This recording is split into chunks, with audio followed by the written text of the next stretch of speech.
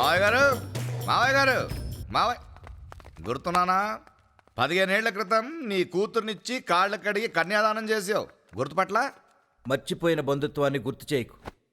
నువ్వు మాత్రం మర్చిపోయావా, లేక నీ కూతురు కూడా మర్చిపోయిందా? ఏవే లక్ష్మి, లక్ష్మి!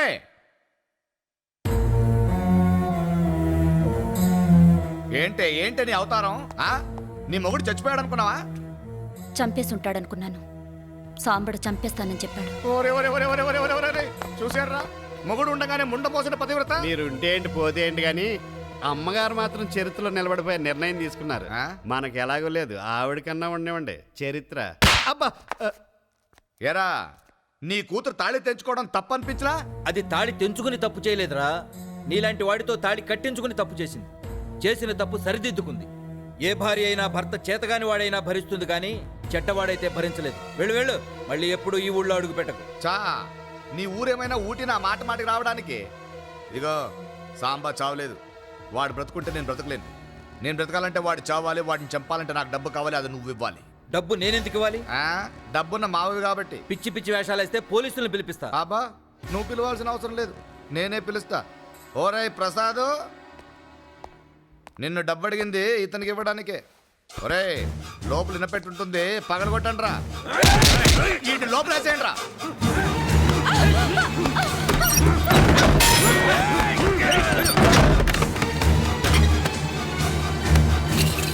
ఇదిగా సాంబాగాని చెప్పే ప్లాన్ చెప్పాయా? జాగ్రత్తగా వినండి. సాంబా రేపు ప్రభుత్వం సీజ్ చేసిన క్వారీ తెరవడానికి మా ఎస్పీతో సహా వెళ్తున్నాడు. అతని ఇంటి నుంచి క్వేరీ 36 కిలోమీటర్ల దూరంలో ఉంది. అంటే వాళ్ళు అక్కడికి చేరుకోవడానికి మినిమం 1 అవర్ టైం పడుతుంది. క్వారీకి 2 కిలోమీటర్ల యువతలున్న గంధప్ కొండల్లోకి మనం ఆల్రెడీ వెళ్ళుంటాం. ల్యాండ్ మైన్స్ బ్లాస్టింగ్కి సంబంధించి ఒంగోలులో శేషారెడ్డి అని ఒక స్పెషలిస్ట్ ఉన్నాడు. ప్రస్తుతం వాడు సబ్ జైల్లో ఉన్నాడు. ఈ రాత్రికి వాడిని బయటికి తీసుకొస్తాను. మన కళ్ళ ముందు నుంచి వెళ్తున్న సఫారీల్ని మన కళ్ళ ముందే వాడు పేల్చేస్తాడు. ఆహా, దేవుడు ఎన్నో రూపాల్లో వస్తాడు రా. మనకి యూనిఫామ్ వేసుకుని వచ్చాడు నిన్ను.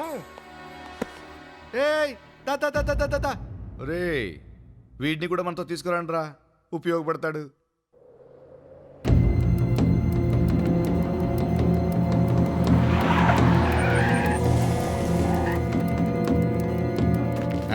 ఇది శేషారెడ్డి, మళ్ళీ ఎటు నుంచి వస్తాయి? ఆ రూట్లో వస్తాయండి. రేమండి అన్న పెట్టి పట్టరా. అలాగే అన్న. ఏండే ఊరికే సపోజ్ వర్షం వచ్చి ఇటు పెట్టిన బాంబులు తడిసిపోయి అనుకోండి, ఏంటి పరిస్థితి? నా కొడక, మిటమిటని ఎండ కాస్తుంటే వర్షం ఎక్కడి నుంచి వస్తుందిరా? ఎందుకు అలా సీరియస్ అవుతారు? కీడించి మేలించమన్నారు, అందుకే అడిగాను. చా, నీ నోటి నుంచి కీడు తప్ప మేలు ఎప్పుడైనా వచ్చిందా? ఎందుకు వస్తుంది, మనం తిరిగే బ్యాచ్ అలాంటిది. పెన్ డ్రైవ్ పడేసిన ట్రాన్సెస్ క్లియర్కి వచ్చినట్టు. అలిపిరిలో పెట్టిన మెటీరియల్ ఇదే. అప్పుడు ఏం కాలేదు, ఇప్పుడు సాంబడికి ఏం కాదేమో. నీ అబ్బా పండు ఎక్కడి నుంచి? అలా కాదండి, అదే ఇదిగో అతను కాసేపు వదిలేయండి, పదండి ఆ కొండనికి పోదాం. ఎందుకురా ఆడిగిల్లా? గిల్లింది ఆడిని కదా, మీకెట్ నొప్పి, పదండి. ఆడికి మూల శంక ఉన్నట్టు సరదా జోకెత్తి ఫీల్ అయిపోయాడు. అది జోకా? మనోడికి అర్థం కానట్టుంది. ఏమైనా మనిషిలో కొంచెం కామెడీ తక్కువే.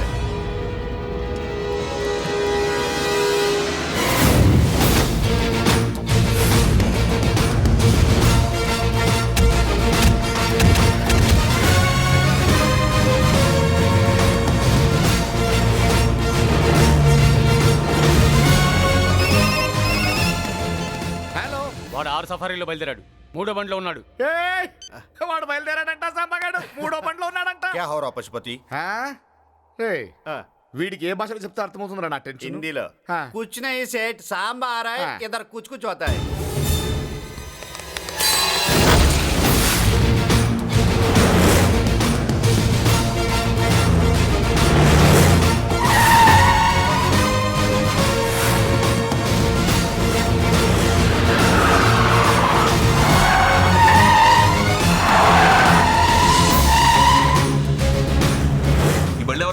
మావే దేనికి జరిగేది చూస్తుండండి ఎస్పీ గారు.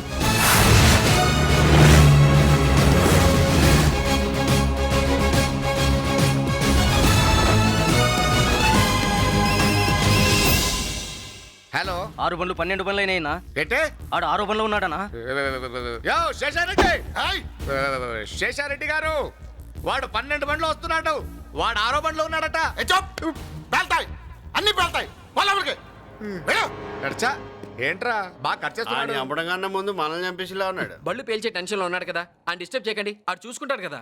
అబ్ క్యా హో రహా హై? ఒరే ప్రసాద్, 10 లక్షలు పోతే పోనీ సేట్కని కూడా లేపామని ఓ పని అయిపోద్ది. క్యా క్యా మీ మామ పోయి అది. కూర్చో. ఎస్పీ గారు ఇప్పుడు ఇంకో 12 బళ్ళు వచ్చి కలుస్తాయి, టెన్షన్ పడకండి.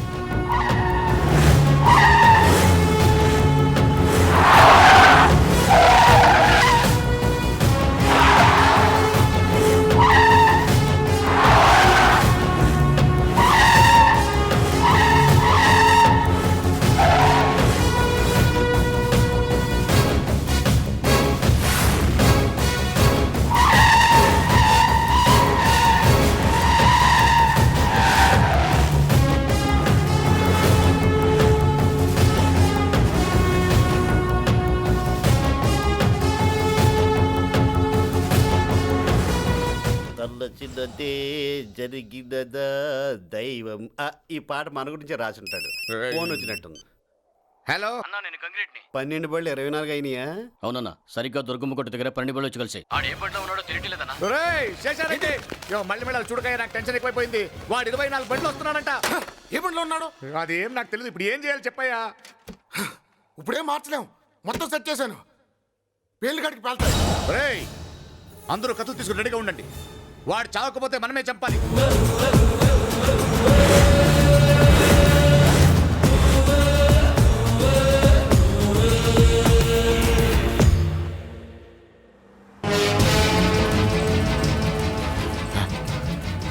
వస్తున్నాయి వస్తున్నాయి వస్తున్నాయి.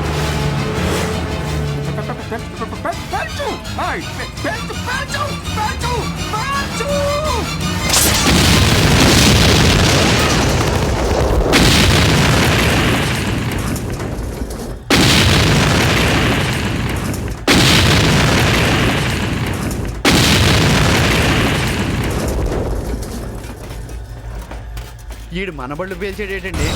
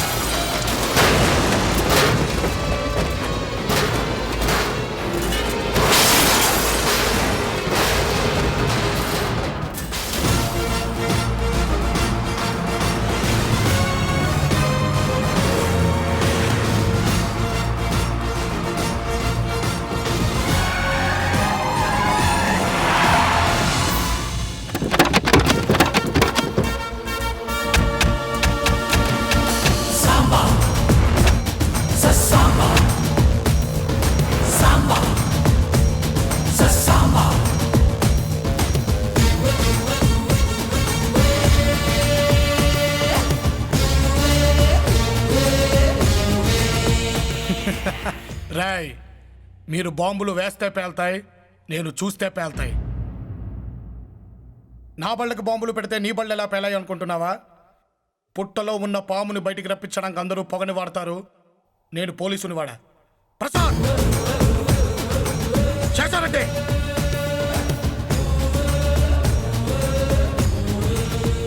ఏం బుర్రయ్యా, నీ బళ్ళ గేమ్తో మమ్మల్ని టెన్షన్లో పెట్టి ఈడు మా బళ్ళ కింద బాంబులు పెడుతున్నాడని కనుక్కోకుండా చేసావా? రాయ్, జనం మీద బ్రతికేది నువ్వు, జనం కోసం బ్రతికేది నేను. అందరూ చావాలనుకునేది నువ్వు, అందరూ చదవాలనుకునేది నేను. మంచి మీద చెడెప్పుడు గెలవలేదురా. ఎస్పీ గారు ఏం చేయాలండి? ఏం చేయాలి? చంపేయి. పోలీస్ నువ్వు పోలీస్గా చెప్పట్లేదురా, మనిషిగా చెబుతున్నాను.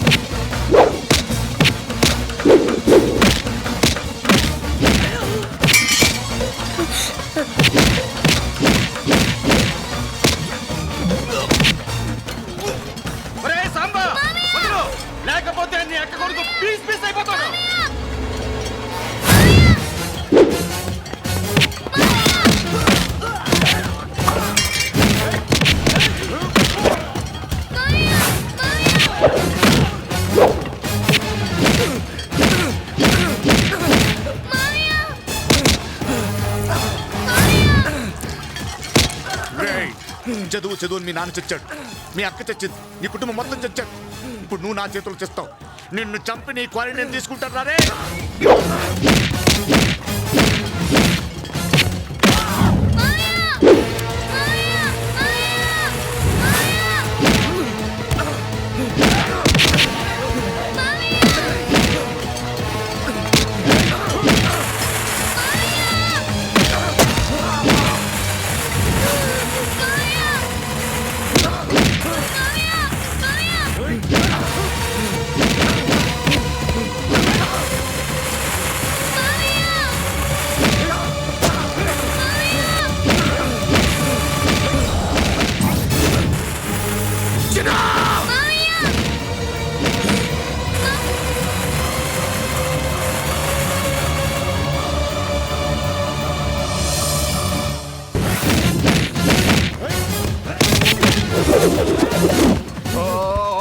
ఓల్డన్ నేను పక్కనుంటే మంచిదని జ్యోతిష్కుడు చెప్పింది మీకు మంచిదని కాదు, నాకు మంచిదని. మీరు మరణించకుండా ఉంటే మార్నింగ్ కలుద్దాం. వస్తా. చాలే.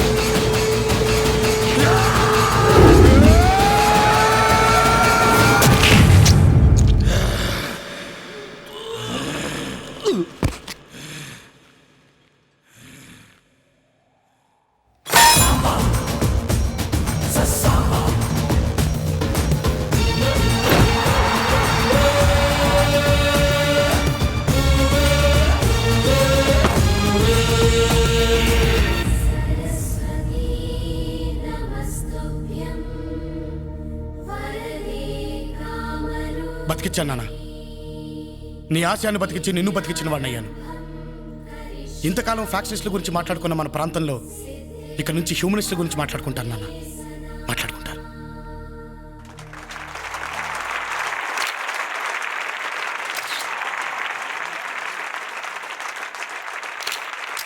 భారతదేశంలో అతి చిన్న వయసులో డాక్టరేట్ తీసుకున్న ఏకైక నాయకుడు ఈ సాంబశివనాయుడు. ఆస్తిపాస్తులున్న 10 మందైనా కలిసి అర్హత ఉన్న ఒక్క పేద విద్యార్థిని చదివించండి. మీ ఆస్తులకు అందం, మా ప్రయత్నానికి అర్థం.